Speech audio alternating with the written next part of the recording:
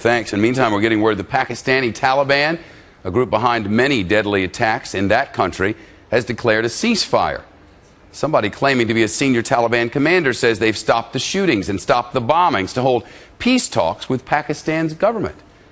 With us now is the author and filmmaker Robert Young Pelton. He's visited the area a lot. He used to live next door to Osama bin Laden and knows the territory. Ceasefire. Wow, this is awesome.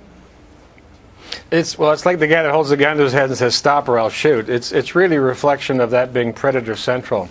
South Waziristan is really open hunting ground for the Mehsud tribe. So I think they've got it backwards a little bit. They're asking for a ceasefire, but they're basically getting hammered. Well, help us understand the motivation behind this senior Taliban whatever saying we're going to stop firing, or we have stopped firing.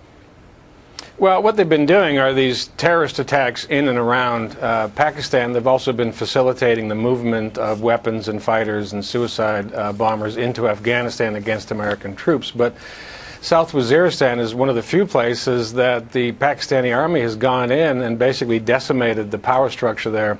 And then we have our predator strikes, which has taken out most of the main leadership of the Tehrik-i-Taliban or the Pakistani Taliban.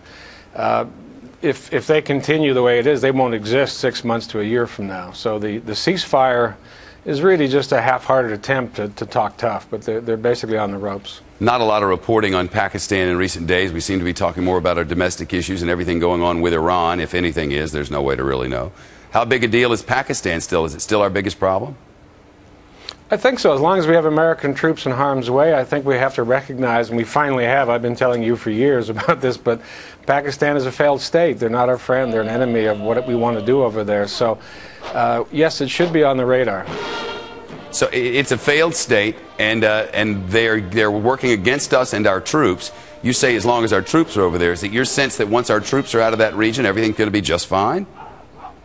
No, I mean, we're going to keep people in Afghanistan and special operations troops, but right now we're basically stirring up a hornet's nest. So these tribal areas make money by providing support to the Taliban and, of course, the ISI, Pakistani ISI, in their mission to degrade American hopes over there. So I'm just saying, as long as we keep kicking the hornet's nest, which is Pakistan, we're going to get stung. If we pull away, they'll still be involved in terrorist acts, but not at the same level. All right. Robert Young Pelton, good to see you, pal. Happy Thanksgiving.